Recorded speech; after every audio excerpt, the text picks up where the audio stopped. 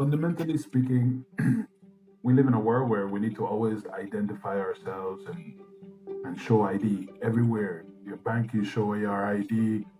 You go to school, you show your ID. You pay your taxes, you show your ID. And you go to the airport, you show your ID. But what if I told you there was something new that was coming up about IDs? These are called digital identification. So it proves who you are online, used by banks and governments and even schools. But what happens if your ID is used against you? Your biometric IDs, your eyes, your fingers, right? Let's talk about digital IDs today. All right. I'm Mika, and this is what I learned today. So, a digital ID is an electronic version of your identity. It's like a passport, but online. It lets you log in, sign documents, confirm who you are without needing paper. In the north of Spain, they call it like a Baku, I think it's called here. And in the US, I think it's called like a real ID. I'm not sure about that. So, for example, you can use a digital ID to apply for a job, open a bank account, pay taxes as you would with a regular ID. The only difference is the digital ID, or receive government benefits or welfare from the government using your digital ID. So, according to the McKinsey Global Institute, a good digital ID should be a couple things. Verified, so it really belongs to one person. So verification is part of it. Created with your consent, so the government just can't create an ID without telling you that that it's your ID. Private and secure, right? And it must give you control over your own data. So you have to have the power to control your own data. Today, around 3.4 billion people have a legal ID but no digital records, and another 1 billion people still have no legal identification at all. It's a lot of people. For them, a safe digital ID could open the door to health, education, and financial systems. But if poorly managed, it can also open the door to abuse and control. So think about identification theft, right? That's a thing, and that's happening without digital identifications. Imagine someone hacked, and we're going to talk about that later, but imagine someone hacked into your account system with your digital ID. That could be disastrous. So what can it do? So digital IDs make life easier. They help citizens access services, quickly help companies verify clients safely, and help governments save time and money. Here are some numbers, okay? The World Bank says 1.7 billion adults don't have access to banks. A digital ID could fix that. Governments could save around 110 billion hours by digitalizing their services. And companies could reduce costs of new customer registration by up to 90%.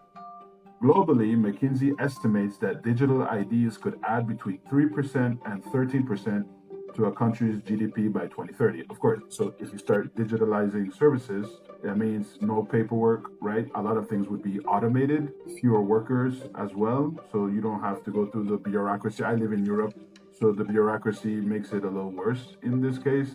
That paper and more paper and go back and come back, and a lot of these services would be digitalized and made different, right? Um, so let's take India's. They have a system. It's called the Aadhaar system.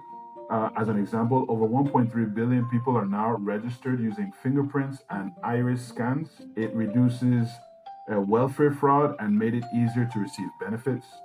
And in Estonia, citizens can vote, pay taxes, and sign contracts online, although all through a secure national ID. It is the best, or one of the best examples of a digital ID that people can actually trust. So they have it in different parts of the country, Estonia, India.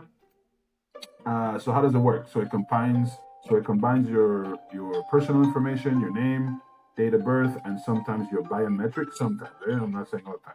Sometimes your biometric data, like your face and fingerprints, into a single digital profile. For example, in Germany, the digital identity wallet allows users to store as many IDs in one place, from a passport to a student card, and choose what to share. In studies, most users said they liked it because it gave them control and transparency.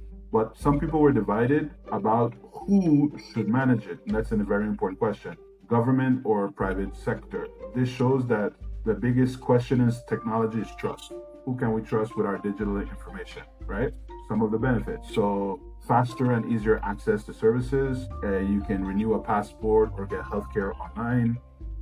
Inclusion, people, like I told you earlier, people without traditional IDs can join the system, especially those who live outside of cities and big cities, like rural areas. Economic growth, digital IDs, as I mentioned earlier, can save the governments up to 6% of GDP. Transparency and less corruption. So, is everything's online, digitalized? You can see what everything is going and what everything is doing. Human rights protection is one of the ones they listed here. When every person has an official digital ID, it's easier to stop human trafficking or child marriage in very old traditional places where they have child marriage. So here's like the part where I get my eyes open up a little bit. Risk and problems, right? So let's look at the risks. When governments or companies collect personal data, they gain enormous power. Of course, they have more information about you. If there are no strong privacy laws, the powers can be abused. So in India, the Aadhaar system has suffered data leaks where millions of people's names, addresses, and ID numbers were exposed. Surveillance and control. So in China, digital IDs are linked to the social credit system. We did a podcast about that, which monitors how citizens behave from their shopping habits to political opinions. People with low scores could lose their travel rights or job opportunities. So we have like two big countries, India and China. And in India, there were like leaks. So like personal information being leaked, but your data, your identity being leaked, millions of people, information being leaked. And in China, we talked about this earlier in an older podcast about their social credit system. So they use this digital ID to check on people as a social check on others. If you cross the street illegally, they take points off. If you don't visit your parents more often, they take points off. And if you don't have enough points, you can't get a bus ticket or a plane ticket to travel anywhere. You're kind of left like by yourself, right? The government is not assisting you in any way.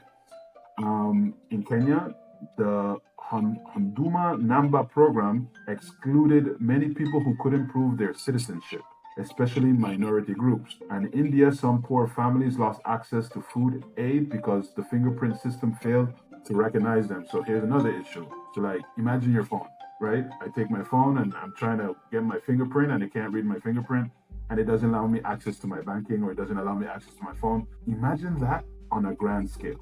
Social benefits, food aid, healthcare, all because your biometrics simply didn't work, or the print was bad, or the machine wasn't working well that day, or whatever the reasons may be. There are a lot of downsides to this. What I see, even in democratic countries, ID systems have been used in questionable ways. In Georgia, in the country of Georgia, there were cases where citizens' ID data was accessed without consent during elections. That's crazy.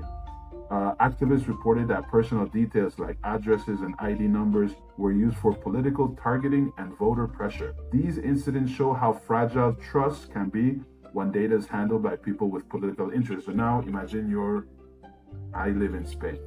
Let's use the United States. You're a Democrat, but the Republicans are in power like they are now.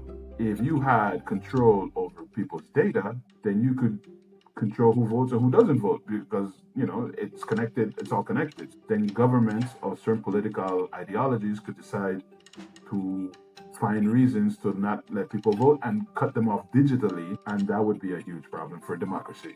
And in Canada, the government's digital ID projects have raised some privacy concerns. In 2022, when Canada used the ArriveCan app during COVID-19, it accidentally flagged over 10,000 travelers as needing to be quarantined, even though they tested negative.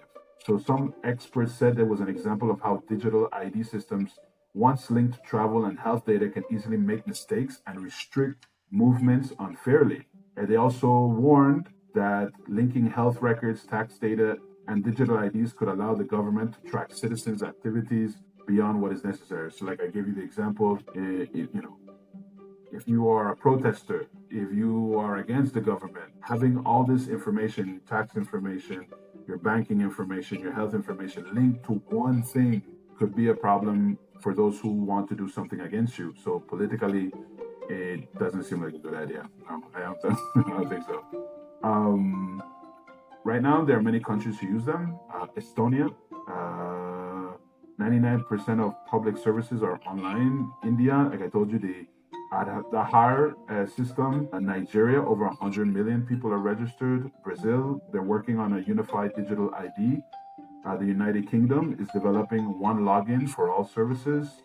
Canada has the ID I mentioned earlier. Georgia, early success with e-government. China, and we talked about that. These are big countries too. We're not talking about small countries.